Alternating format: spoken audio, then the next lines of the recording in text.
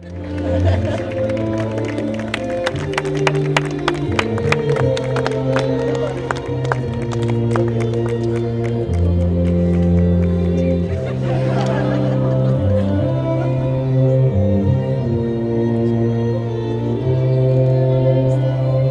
this, baby. Got this.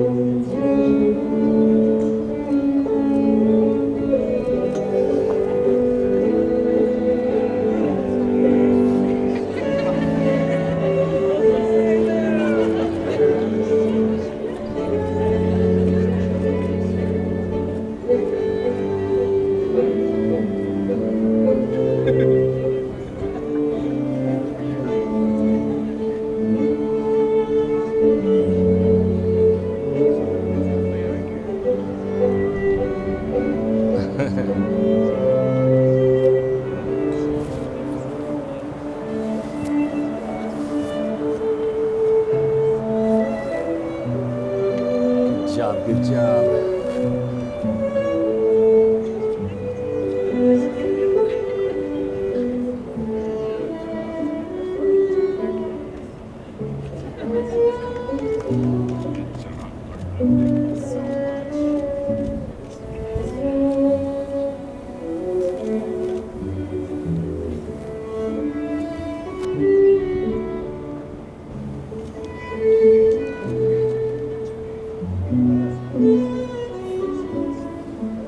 Please rise.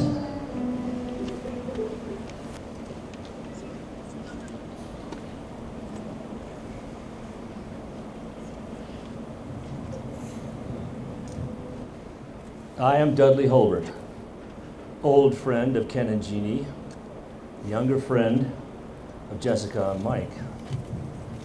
Every friend glows your heart with a special warmth. I love standing here. I love sharing this moment with you, this moment of forever. Think about what changed your life. Was it a novel? Was it a paragraph? Or was it a blink of the eye when you thought, this is beautiful? Jessica and Mike's moment is right here, right now, and we get to share it. Thank you all for joining this celebration in Truckee. Some of us came from Maine, some from London, some from Korea, some from Hawaii, some from Nolans, plenty from California, and special people from Tamalpais. Truckee is not only Jessica and Mike's current home, it is where they first kissed in the back of the ski rental shop. Turning pages. This is junk. Sorry. It's a pregnant moment. It is not easy to travel long distances and then celebrate vigorously with a new set of friends who are becoming family. But it is a requirement in today's life. I want to briefly share my personal experience. I fell in love 42 years ago. I was foolish enough to run miles through the snow with a poem in my hand. It did not occur to me marrying her in her hometown of Honolulu would be a travel stretch for my parents in Denver or my sister in Vermont. I was in love. It did not occur to me that she and her family were Japanese and me and my family were standard Caucasian. I was deeply in love. The chemistry of love creates a gravity well that captures all bodies within its reach, regardless of their shape, size, color, or distance from its center. Jessica and Mike have drawn their friends and family to the center of their love. Jessica and Mike asked Catherine, Annie, Megan, and Karen to contribute readings. Catherine will read first.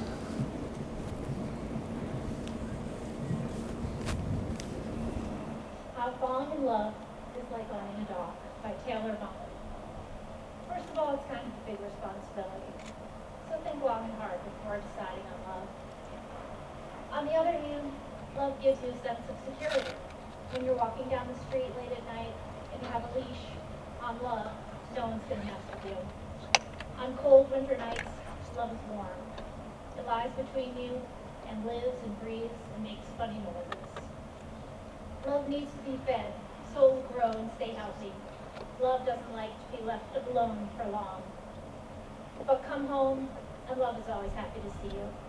It may break a few things accidentally in its passion for life, but you can never be mad at love for long. Is love good all the time? No. No, love can be bad. Bad love, bad. Very bad love. Love makes messes. Love leaves you little surprises here and there. But sometimes, love just wants to go out for a nice long walk. Because love loves exercise.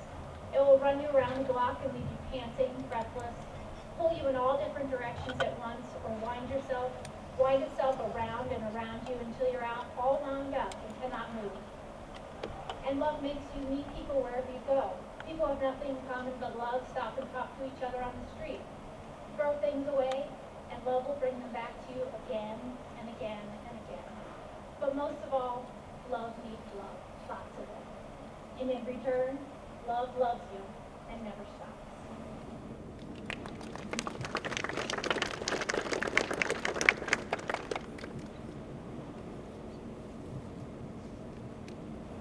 Morning darkens out at night. Without the dark, there is no light. If nothing's wrong, then nothing's right. Let it be a dance. Let the sun shine, let it rain. Share the laughter, bear the pain, and round we go again. Let it be a dance.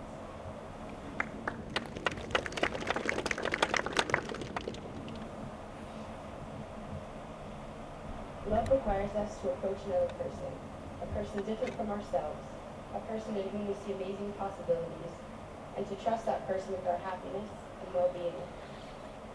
With that person, a stranger at first, we both lose ourselves and find ourselves.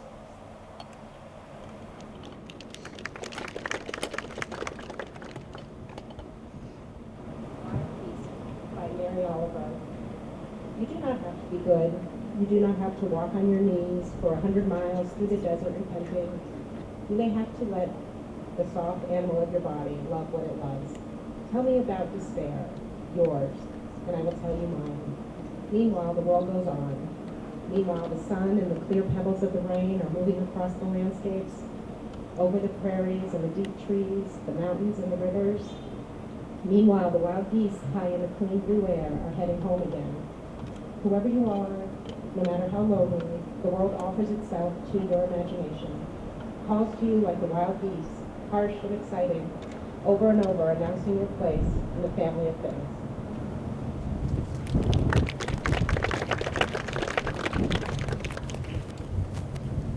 Thank you, Catherine, Annie, Megan, Karen.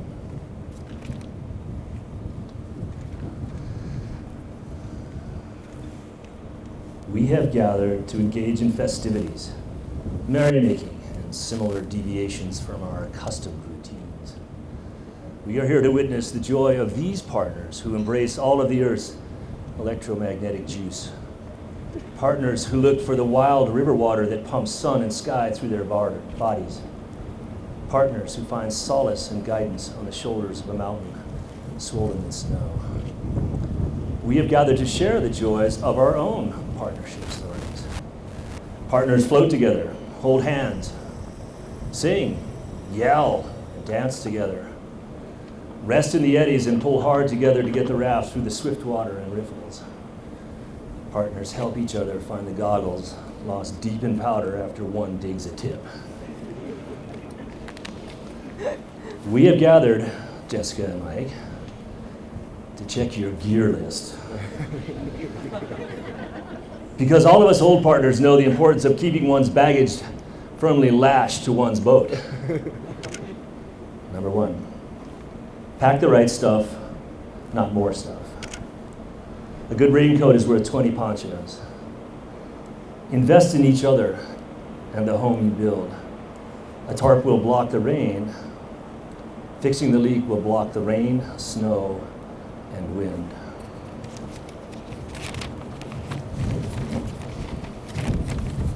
Sorry about the pages. Number two, wearing something exciting for dinner is always welcome. Eating at the dinner table is a mandatory routine, but partners also need handfuls of wildflowers and random hugs and kisses. Number three, no flip-flops or slip-ons. I was instructed early in my relationship not to buy jewelry. I have honored those instructions for exactly 35 years. Every relationship is strengthened by quality listening. Number four, and finally, remind your partner to wear sunscreen and a brim hat. Hold them close, protect them with your personal quiver of special forces. A partner's wellness is a priority. A partner's laugh-cry ratio is a priority. A forever partner holds your hand for endless ages. Old partners have learned, Jessica and Mike, the art of love and respect requires practice and patience.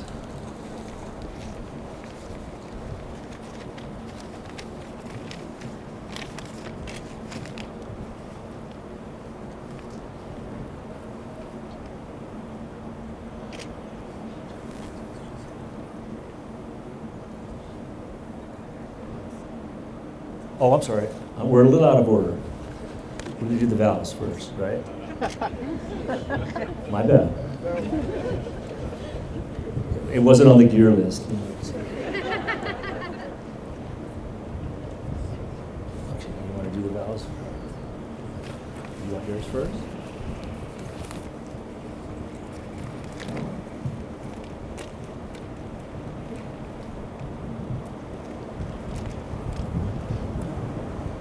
Mike. I remember a particular climb on the panoramic trail in Yosemite. Halfway through the hill, you burst out in song. For the rest of the long miles, we sang and laughed and forgot the blisters on our feet. At the end of that hike, when we were eating ice cream in the valley, walking back to our tent, I fell so in love with you. I recognized in you a kindred, adventurous spirit. You are my wanderlusting equal, my partner in big dreams. I love you because you are home to me. In all the places we've been and all the adventures we've had, you provide for me a sense of comfort and belonging. You understand the wanderings of my soul and the power of creating a nest. Mike, you give me balance. You are friendly, easygoing, kind, and understanding. Your smile lights up the room. I know everyone here agrees that our lives are so much better because you're in it. I can't wait to celebrate with you tonight. I'm so excited for all of the adventures to come for us. I promise to walk with you to the tops of mountains and down into river canyons for the rest of our lives.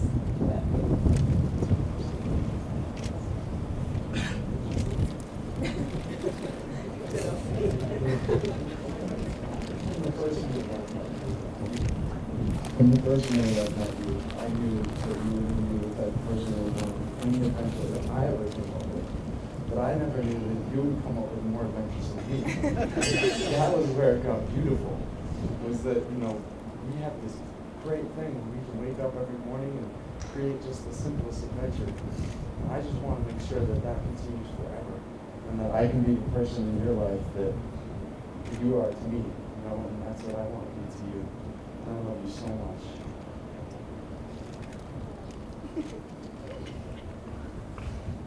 Okay, now we do the rings.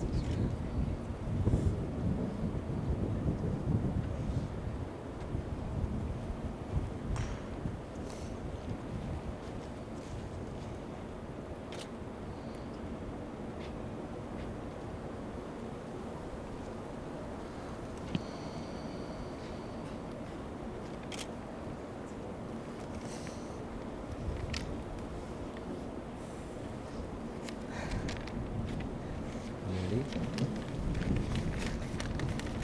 Ooh, I hate these papers. Do you, Mike, take Jessica to be your wife, to love, honor, cherish, to have and to hold, as long as you both shall live? I do. Do you, Jessica, take Mike to be your husband, to love, to honor, cherish, to have and to hold, as long as you both shall live? I do. The closing words were inspired by an Apache Indian prayer and chosen by Jessica and Mike. May we each be shelter to the other. May we each be warmth to the other. And may our days be good and long upon this earth.